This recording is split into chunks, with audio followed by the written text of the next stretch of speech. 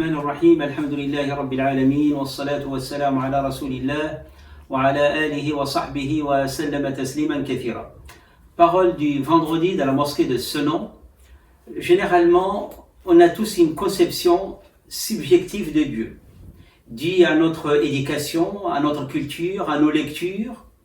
Parfois, elle est plus ou moins bonne, parfois, elle est fausse.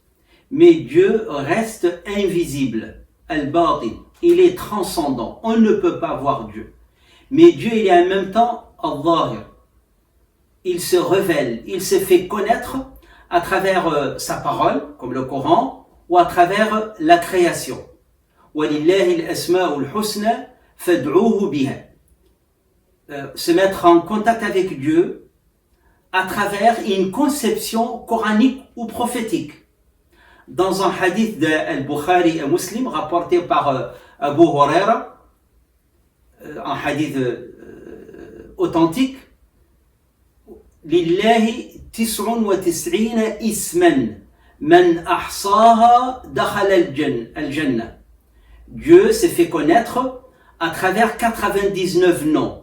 Man ahsaha, ici ahsaha, c'est pas les mémoriser, les dire verbalement, mais aussi les comprendre et les vivre. Bien sûr, Dieu n'a pas que 99 noms. Donc il y a une double exégèse à voir pour avoir une conception plus ou moins correcte et conforme à sa parole et qu'on trouve les traces de ces noms dans sa création. Donc je vous propose une série de sermons sur Dieu à travers ses noms et ses attributs. Et on choisit aujourd'hui le meilleur des noms et des attributs de Dieu, à savoir Rahman. Après Allah, Dieu, Allah en langue arabe veut dire très concrètement cet élan naturel de tout être humain de chercher protection et refuge auprès d'une force qui le dépasse. Chaque être humain. Donc le mot Allah, yu'lahu ilay.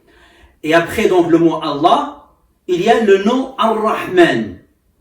Ar-Rahman en langue arabe renvoie au ventre maternel, aux entrailles, à ces liens matriciels entre la maman et son enfant.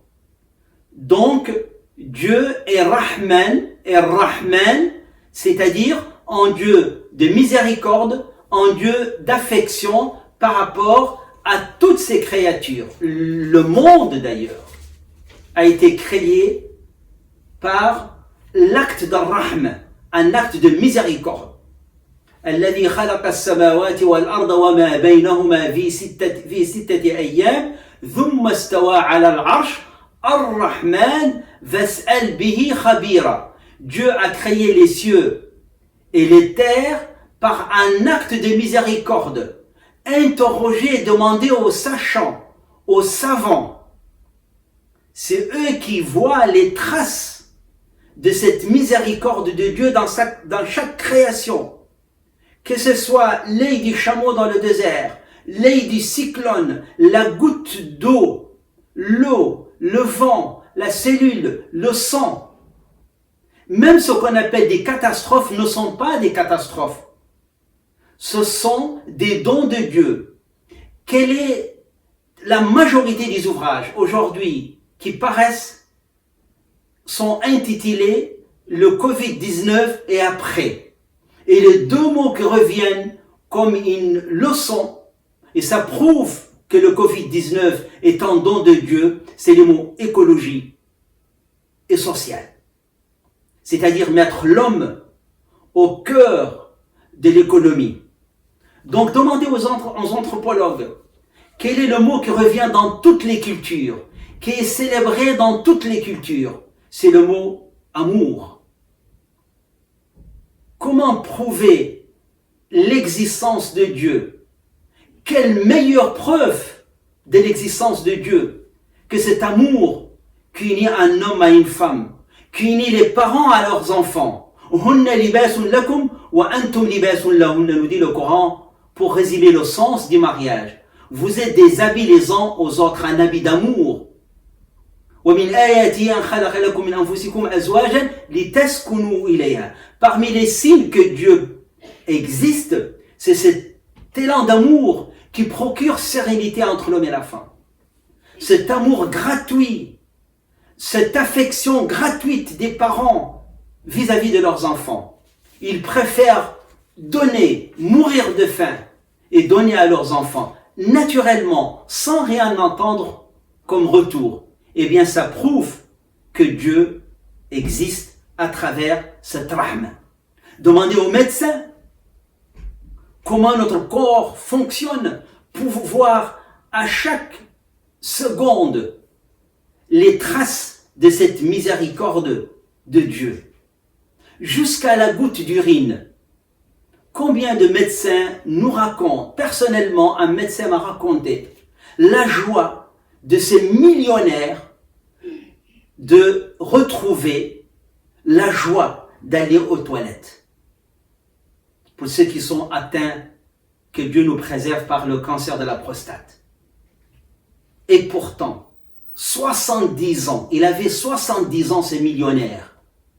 Il n'a jamais se posé la question sur cette faveur que Dieu lui donne l'occasion. Il était prêt à donner toute sa richesse aux médecins qui l'ont soigné. Qu'est dire de Dieu, qui te donne vie, qui te donne joie de vivre quotidiennement à travers le fonctionnement de notre corps. D'où le sens de cette invocation que le prophète alayhi salatu wassalam nous a appris à dire après avoir mangé. Alhamdulillahi alladhi adhaqani ladhata wa abqa fiya quwwata wa adhhaba anni adha. Je suis reconnaissant vis-à-vis de Dieu de m'avoir donné le goût de manger, de me donner la faveur de garder les vitamines dans mon corps et d'éliminer les déchets. Ce processus est la meilleure preuve de l'existence de Dieu par sa miséricorde. Donc demandez les sachants, demandez les biologistes, demandez les médecins, demandez les anthropologues, demandez les savants de l'exégèse coranique pour prouver que le monde a été créé par un acte de miséricorde. Mais le problème de l'homme, c'est l'oubli, c'est l'ingratitude. C'est pour cela les musulmans citent dans leurs prières Alhamdulillah, pour voir et ne pas oublier ces traces d'Ar-Rahma, citées 55 fois dans le Coran, sans parler des dérivés, 350 fois dans le Coran. Donc Dieu est d'abord un Dieu de miséricorde. Tout discours, toute pratique, toute religiosité qui ne produit pas en nous ce sentiment, cette émotion positive que Dieu est un Dieu de miséricorde, n'est pas Dieu. Et on peut mesurer notre proximité de Dieu quand on est capable de vivre cette miséricorde dans notre relation avec les autres. Walhamdulillah, wassalatu wassalamu ala rasulillah.